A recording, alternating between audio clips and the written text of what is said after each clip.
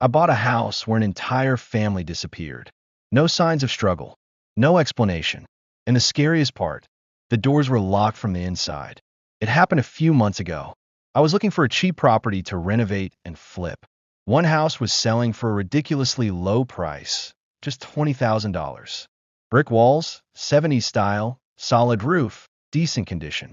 But something about the price felt unnatural. The realtor was honest with me. People didn't even want to step inside.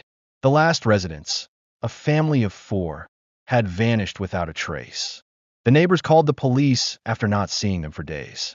When officers entered the house, everything was untouched. Dinner was still on the table. The TV was on. Toys scattered across the floor. But no one was there. There were no signs of forced entry, no break-in, no struggle. And all the windows and doors were locked from the inside. They never found any explanation. The case was closed.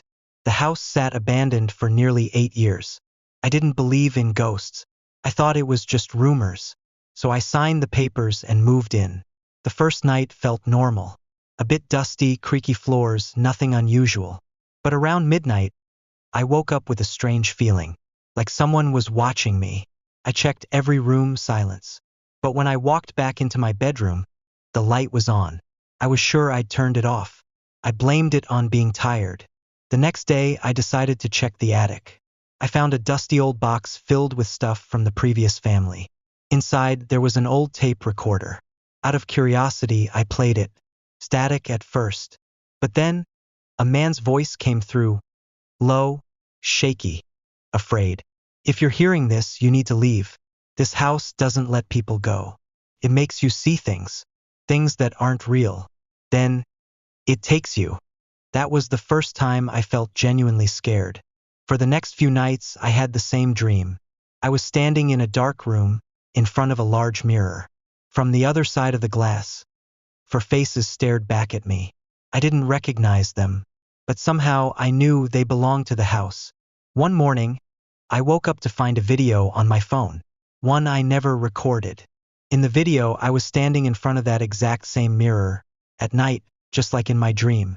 But the camera was behind me, meaning someone else was holding it.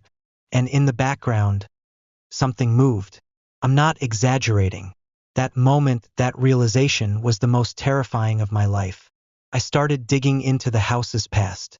Turned out, this wasn't the first disappearance. In 1992, a retired monk living there also vanished. Before that, a woman was committed to a psychiatric hospital after she reported whispers coming from the walls. And before all that, the house was built on the ruins of an old asylum. Shut down for ethical violations. With no further details, I decided I was done. I had to leave, sell everything, walk away. But on my last night there, while I was packing my things, the worst happened. The door wouldn't open. I tried the key. Nothing. I kicked and pushed. It felt sealed from the other side, like the house itself was holding me in. My phone lost signal. The windows wouldn't budge. I shouted. I slammed the walls. Nothing but silence. And then, I heard the tape recorder, turned on by itself. This time, it was my voice on the recording. Even though I never recorded anything. I came here to find out what happened. But now, I'm part of this place, just like the others. Then, everything went black. I woke up the next morning. The door was open. Everything looked normal, as if nothing had ever happened. I left that day and never went back. But you know what's the scariest part? 3 months later, I saw a listing online. House for sale. Great condition. New owner missing. I couldn't find the logic for a long time, until I came across a note buried in the hospital archives. A brief mention of an engineer who once worked at the same psychiatric facility.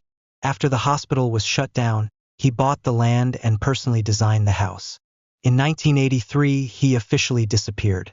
But since then, every disappearance in the house has happened on the same date, his birthday. I found a hidden room behind a wall in the basement.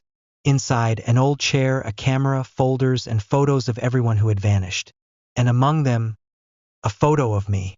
In the corner, a brand new tape recorder.